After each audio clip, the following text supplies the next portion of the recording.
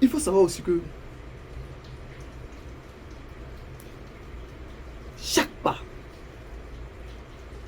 chaque respiration, chaque geste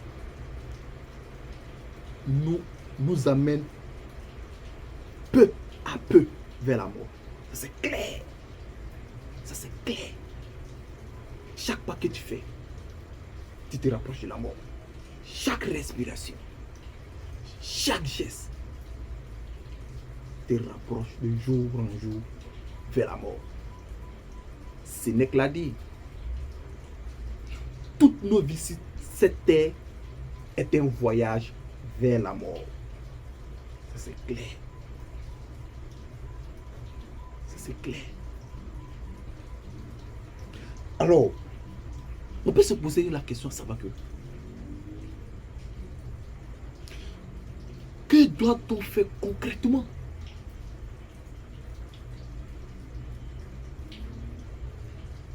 Que doit-on faire?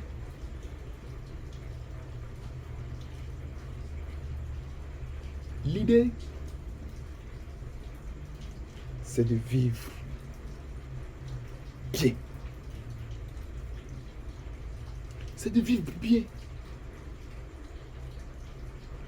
Comme le dit Platon, l'essentiel n'est pas de vivre, mais de bien vivre. Il faut que nous vivons bien. Quand on vit, il faut avoir une vie saine, une vie paisible, une vie harmonieuse.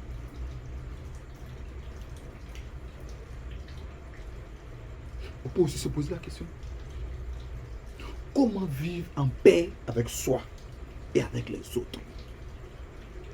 C'est ce qu'il faut savoir. Comment vivre avec soi? Comment vivre en paix avec soi et avec les autres? C'est ça. Je vais essayer de donner des explications. Vous allez comprendre. Vous savez, dans notre vie, on a tendance à faire bonne impression, à paraître bien en face de l'autre. On a l'impression qu'on vit pour l'autre. Tout ce qu'on doit faire, l'autre doit apprécier. On cherche toujours l'approbation de l'autre.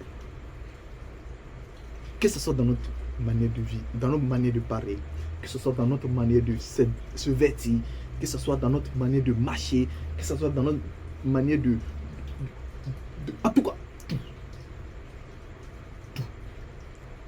On cherche l'approbation de l'autre. Mais c'est harassant, c'est fatigant. Toujours créer des choses qui peuvent amener l'autre à t'apprécier. L'idée, ce n'est pas d'amener l'autre à t'apprécier, mais de vivre à l'aise avec soi-même. Que doit-on faire pour vivre à l'aise avec soi-même et avec les autres? Parfois, on voit que le danger, c'est l'autre.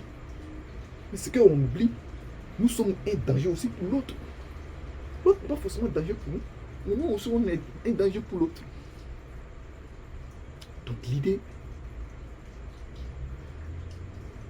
c'est de vivre paisiblement.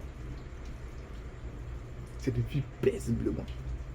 Arrêtons de toujours faire, de toujours paraître, de faire ce que peut plaire à l'autre. C'est-à-dire, on vit uniquement que pour l'autre. C'est pas ça une vie. C'est pas ça une vie. Faire les choses parce que les autres font. Non, c'est pas ça une vie.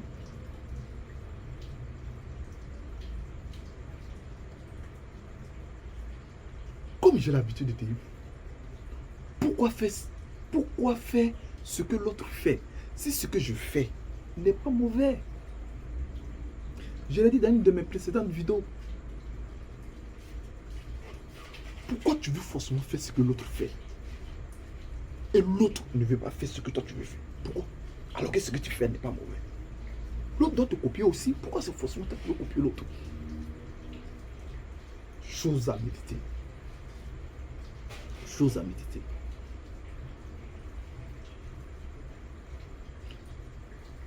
Il ne faut pas regarder. Il ne faut pas qu'on pense que c'est l'autre qui a un mode de vie raisonnable. Un mode de vie parfait. Non. Nous aussi, on a un mode de vie parfait. On peut se contenter de ça. On peut se contenter de ça. On souffre en cherchant à faire comme ce que l'autre fait. On souffre. On souffre beaucoup et ça nous traumatise. On nous traumatise. On n'est même pas à l'aise avec soi. On n'est même pas à l'aise avec soi. On ne peut rien faire de nous-mêmes. Tout doit venir de l'autre. Et quand l'autre n'apprécie pas, c'est catastrophique. Ce n'est pas intéressant. C'est pas comme ça une vie. Ce n'est pas ça une vie. C'est pas comme ça nous devrons vivre. Non. Comme le dit Sénèque, c'est une erreur de vivre selon le mode de vie de l'autre. Et de faire les choses uniquement parce que les autres la font. C'est un bien inestimable de s'appartenir à soi-même. Soyons nous-mêmes. Soyons nous-mêmes. Soyons nous-mêmes. Vous, toi, tu es un modèle pour l'autre. Pourquoi tu veux forcément copier alors que tu es un modèle? Pourquoi? Si toi tu veux faire ce que l'autre fait, pourquoi l'autre ne peut pas faire ce que toi tu fais? Évitons d'être envieux. Ça nous met mal à l'aise. Ça pourrit notre vie. Ça pourrit notre vie. Abonnez-vous pour suivre la 3e partie.